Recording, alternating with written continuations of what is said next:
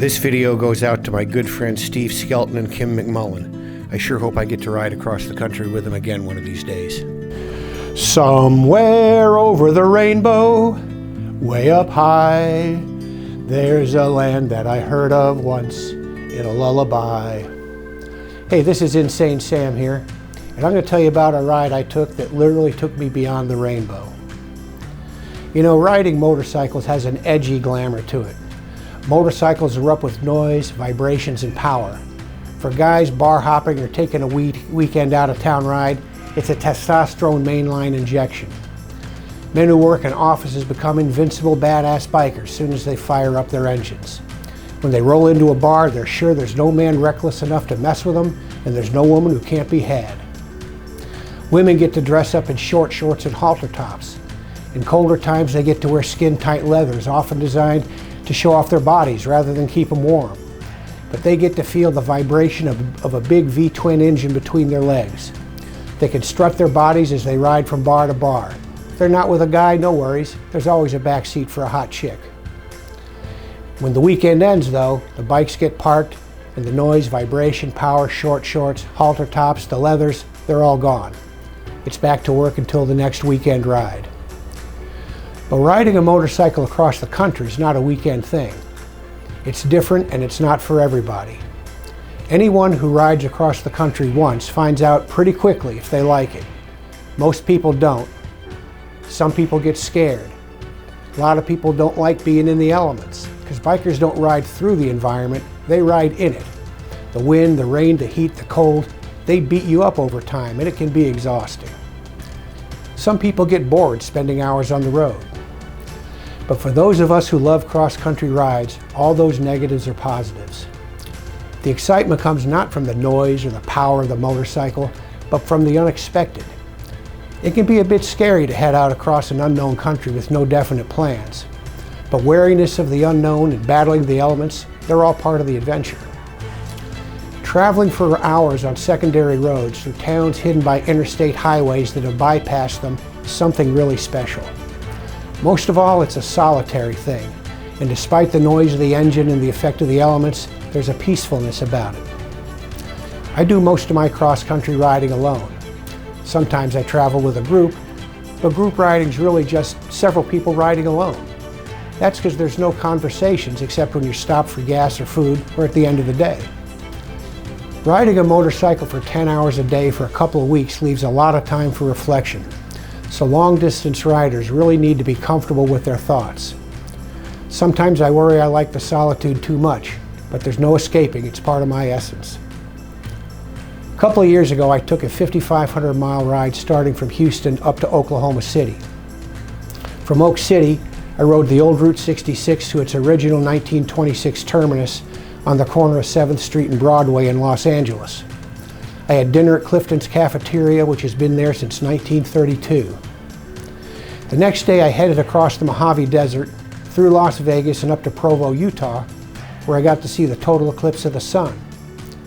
The eclipse was as cool as it was supposed to be. Of course, I hadn't bothered to buy the special glasses you're supposed to have to view it, but folks at my hotel had plenty and they lent me a set. As the eclipse approached fullness, things got a lot darker, but it was more like dusk than nighttime. The temperature dropped 10 degrees, stars came out.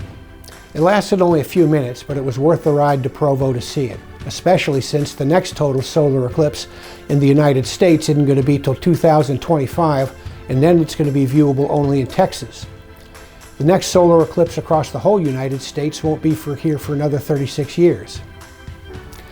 After the eclipse, I went to Jackson Hole, Wyoming to meet two couples who'd never been to Yellowstone. I knew they were up there, and I promised to take them through the park before I headed home to Texas. This was a hard, tedious ride, but it had a really rare and neat experience toward the end. The trip through Yellowstone turned out to be a series of misadventures before we even got out of Jackson Hole. We'd planned to leave at around 8:30 in the morning, and I showed up at the appointed time. But none of my friends were ready to go, and we dicked around until leaving at around 10:30. Now the south gate of Yellowstone is only about 50 miles from Jackson, and it's only about another 40 miles from there to Old Faithful. Usually takes about 90 minutes. It was a glorious day for riding. Sunny and 60 degrees when we started. Cold enough for jackets and chaps, but not so cold as to be uncomfortable. The ride was perfect till we got about 2 miles outside of the gates of Yellowstone, where traffic came to a standstill. Turned out there was road construction all over the park.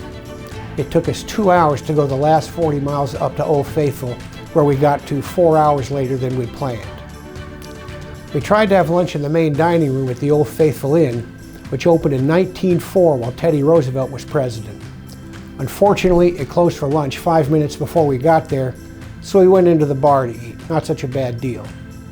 Now, Old Faithful was scheduled to go off before our orders arrived, so those of us who'd never seen the geyser go off went out to watch it, then came back to cold food.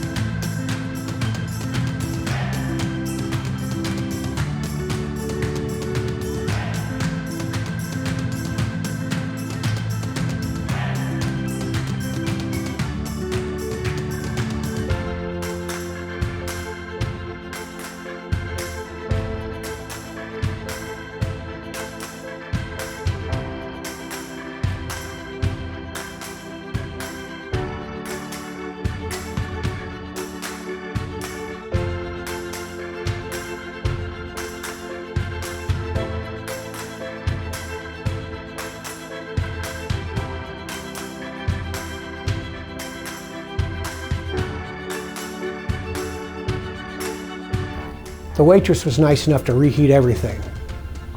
After lunch, we'd planned to visit Yellowstone Falls, which are in a canyon that literally have Yellowstone that gives the park its name. That plan didn't work out either. There was more road construction, and it was all over a gravelly roadway that was really hard to navigate on motorcycles.